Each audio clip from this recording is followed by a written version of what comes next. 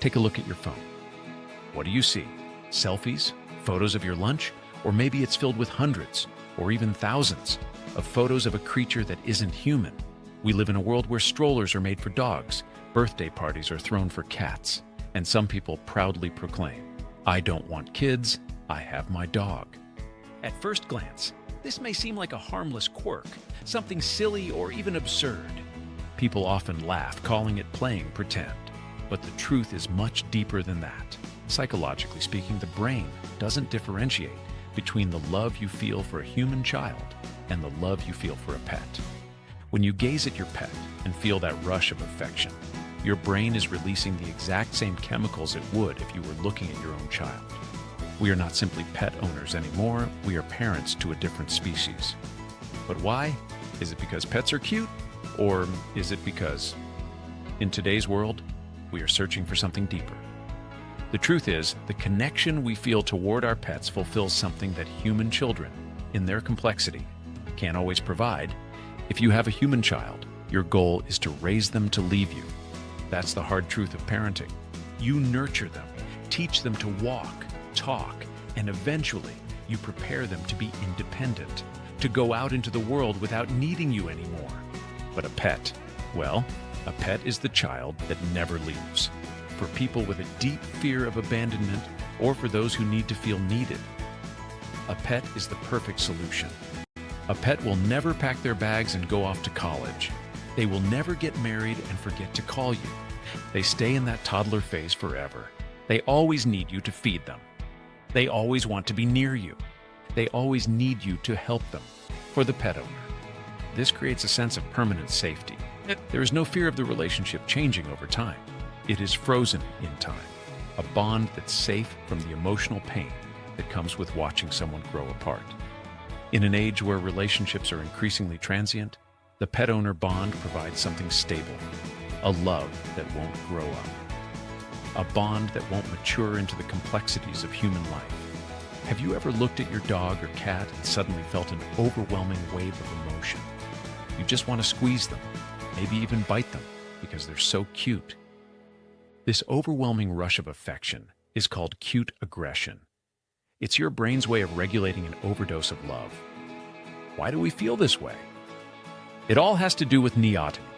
Neoteny refers to the retention of juvenile characteristics in adults. Humans are biologically hardwired to protect babies. Evolution has embedded a code in us. Big eyes, round faces, clumsy movements. These characteristics make us want to care for and protect whatever creature exhibits them. This is known as the baby schema. Human children eventually grow out of these juvenile features. They get lanky, their features sharpen, and they stop looking like helpless infants. But pets, especially dogs and cats, remain in a permanent state of babyhood. They don't grow out of that phase. When you look at them, your brain releases oxytocin, the same hormone that bonds a mother to her newborn. This isn't just a metaphor. If we were to scan your brain while you gaze lovingly into your pet's eyes, the chemical signature would be nearly identical to a parent looking at their own child. So, when you call yourself a mom or dad to your pet, you aren't role-playing. You are describing the very real biological reality of your brain chemistry. You are a parent because your brain has decided you are one. Let's take a look at attachment theory, which can explain why the bond between humans and pets often mirrors that of a parent-child relationship. In human relationships, attachment is complicated. Children grow up, learn to speak, express their opinions, and eventually move out, leaving their parents to navigate a new phase of their relationship. But pet parenting is different. Pet parenting is about holding on, not letting go. Pets offer a version of love that human children cannot, the eternal innocent. Your pet will never become a teenager who slams the door or argues with you about your life choices. Your pet will never leave for college or get married and forget to call. For those who have experienced abandonment or struggle with complex human relationships, pets offer a sense of secure attachment. There is no risk of rejection. The bond with a pet remains in the honeymoon phase of parenting, where the relationship is based purely on love, care, and connection without the complexities of growing apart. Psychologically, this dynamic provides a safe harbor. For people with high anxiety or who deal with a lot of stress, a pet becomes a sanctuary, a source of unconditional love that is always there, regardless of the chaos in their lives. Coming home to your pet after a stressful day is like stepping into a place of pure acceptance. You don't need to explain yourself. You don't need to justify your bad mood or apologize for your exhaustion. Your pet doesn't judge you. They just want you as you are. This creates a sense of safety that is often missing in human relationships. Perhaps you felt judged by your parents or society, but your dog or cat, they think you're perfect. They think you are a god. That's why we spoil them. That's why we cook them special meals and let them sleep in our beds. We are giving them the best life possible, because they give us the only place in the world where we are truly accepted. Pet parents aren't just filling a void. They aren't simply replacing the child they never had. The truth is, people who treat their pets like children are often high-capacity nurturers. They have a surplus of caregiving energy. You are likely the person who takes care of others, the one who makes sure everyone is okay, the one who remembers birthdays, the one who worries. For many in the Millennial and Gen Z generations, this need to care for something is even more profound. The world is expensive, the future is uncertain, and traditional milestones like owning a house or having a family feel out of reach for many. But the nurturing instinct doesn't just disappear, it still needs a place to go. This is where the pet becomes a surrogate. Pets allow people to experience the joy of nurturing without the crushing financial weight of modern life. They allow individuals to be caregivers without giving up their freedom. Pets are the light version of parenthood, a version that fits into a busy modern life. There's a darker layer to this relationship. It's about control. Raising a human child is messy. You can do everything right, and things can still go wrong. Children make their own choices, have their own ideas, and grow into independent individuals. But with a pet, you have almost total control. You decide what they eat, where they go, and who they interact with. For people who feel that their own lives are out of control, raising a pet can become a way to cope. It feels good to be the master of a small world. It feels good to know that you can keep this one living thing happy and healthy, even when the rest of the world is falling apart. Not all pet owners are motivated by the same reasons. Some treat their pets like children because they have a deep empathy and anxiety.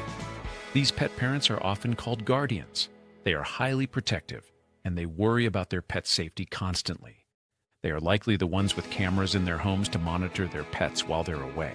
For them, their pet is an external heart. Their safety is tied to their pet's safety. Then there are the soulmates pet owners who bond deeply with their pets. Seeing them as emotional partners, they talk to them, treat them like they understand every word, and prefer spending time with them over human interaction. They are introverts, deep thinkers, valuing authenticity over superficial socializing. Finally, there are the redeemers. These pet parents may have rescued their pets and are healing a part of themselves by caring for their animal. They want to provide their pet with the love and security they didn't receive as children. By rescuing their pet, they are often healing their inner child. When we treat our pets like children, we are often fixing the way we were treated when we were small. The way we talk to our pets, praising them, comforting them, is often how we wish we were spoken to when we were children. Every time we give them love, every time we nurture them, we are healing parts of ourselves that were never nurtured. It's a form of emotional reparations. The most powerful part of this emotional bond comes when we lose our pet. Society often dismisses the grief that pet parents feel, telling them to move on because it's just a dog or a cat. But for many, the pain of losing a pet is as intense as losing a child. When a pet parent loses their animal, they are grieving a family member. They are mourning the loss of the one creature that truly accepted them without judgment. The grief is often disenfranchised. Society doesn't respect it, and that makes it even harder to heal. In today's world, the definition of family is expanding. Family is no longer just about bloodlines, it's about connection. If you treat your pet like your child, you are part of a new emotional landscape. You are proving that love, not biology, defines family. You are choosing to be a parent to a creature that cannot speak, and in return, they give you a love that is pure and unconditional. So, if you treat your pet like your child, don't let anyone make you feel foolish. You are simply a person with a lot of love to give. and you have found the safest place to put it.